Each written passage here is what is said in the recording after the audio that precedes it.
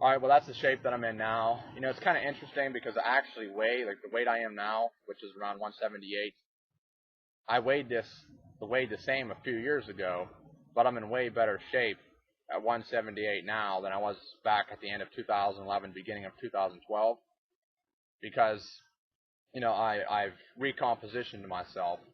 And back then, you know, my strength was terrible. You know, I think I could bench press maybe 205 one time, and now I can, you know, rep out 240 or 250 reps on bench, which I'm not saying is super strong or anything, but compared to what I was doing before. But anyway, what I want to say is, my point here is that I think a lot of people focus on, you know, the numbers game. You know, they want to weigh a certain amount. You know, they think they're going to look a certain way at a certain amount.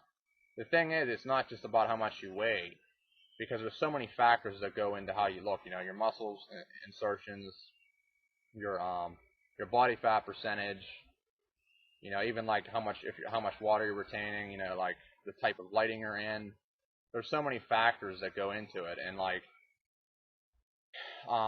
even though I don't really, you know, I don't weigh a whole lot more than I did before, I've basically recompositioned myself. You know, I'm assuming I'm at a much lower body fat percentage. Right now, I'm really trying to focus on add mass to my quads, and hashtag team no calves. I have no calves. I train them, but unlike Omar Esoff on YouTube, I have no calves.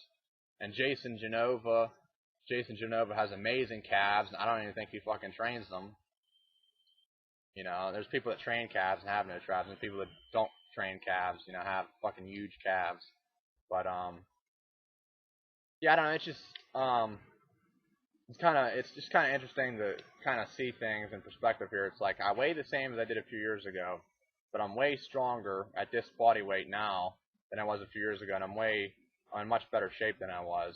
You know, I'm not quite where I want to be, but because I want to focus on my weaknesses, and I had some injuries with a shoulder, a bicep, and my lower back because I used to deadlift doing touch and go, and I kind of it screwed me up for a while at one point for like 6 months to a year. So you know, that's the thing about when you're training, you know, when you're trying to get in shape, or trying to improve yourself, you know, and you get injured, and it can really hold you back. It's always good to, you know, try and strive, you know, to try and see how much you can push your body, but you know, if you get injured, you know, if you're doing something, I mean, not everybody does reckless things.